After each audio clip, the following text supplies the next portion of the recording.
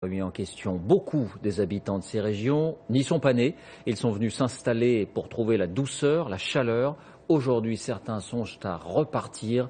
Maison à vendre après la tempête. Enquête dans l'Aude et dans le Var. Hugo Clément, Nicolas Auer avec notre bureau à Nice. À chaque inondation, il y en a de nouveaux. Ces panneaux accrochés sur les maisons, toujours plus nombreux. Cet habitant essaye de vendre sa villa depuis 6 mois.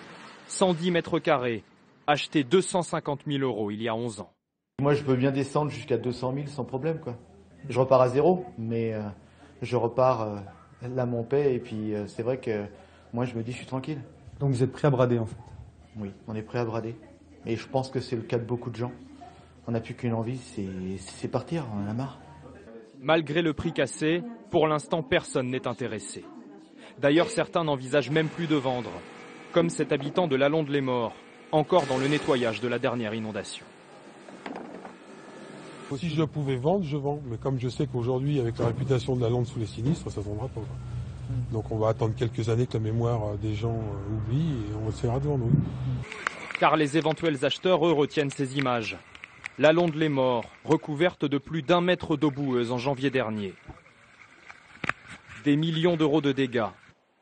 De nombreuses maisons ravagées en janvier ont été à nouveau inondées la semaine dernière. Pour beaucoup, ce n'est plus supportable. Il y a beaucoup de gens comme ça dans le quartier qui ont... Je pense, quand on sonde les voisins, ils ont tous envie de vendre, oui. Tout à fait, le voisin de droite, le voisin de gauche, je veux dire, tout le monde en a marre, quoi. Je veux dire, ça se comprend, je veux dire, c'est éprouvant, c'est fatigant, c'est beaucoup d'énergie pour remettre en état, tout ce qui est administratif, les assurances, les démarches, je veux dire, on a mis au moins 6 mois et encore, tout n'est pas réglé.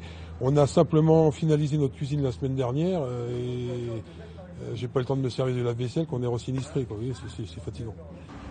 D'autres ont fini par se faire à l'idée de vivre avec les inondations. Sur cette maison sinistrée de Villedaigne dans l'Aude, il y a bien un panneau à vendre. Mais le propriétaire n'a en fait aucun espoir. Et là, vous ne pensez même pas à la vendre? Non, même pas, ça sert à rien. De toute façon, c'est invendable. Tu ne retireras pas le moitié de ce que tu l'as payé. Et pourquoi c'est invendable? Parce que les gens, ils te disent que c'est en zone rouge, donc toute la partie du secteur, c'est invendable. Ce retraité l'assure, même s'il arrivait à vendre sa maison aujourd'hui, il ne toucherait que 30 000 €. Selon lui, elle en vaut plus du double. Cet agent immobilier fait ce qu'il peut pour essayer de trouver des acheteurs. Peine perdue. Il y a des quartiers, en particulier celui-ci donc, où c'est quasiment impossible de vendre des biens. Hein. À la base, ce sont des biens qui sont à moins de 30, moins 40% par rapport au marché normal. Mais là, on a encore plus de difficultés du fait que chaque année, quasiment, c'est inondé. Pour certains sinistrés, c'est donc la double peine. Impossible de vendre, donc impossible de partir et d'éviter de nouvelles inondations. La politique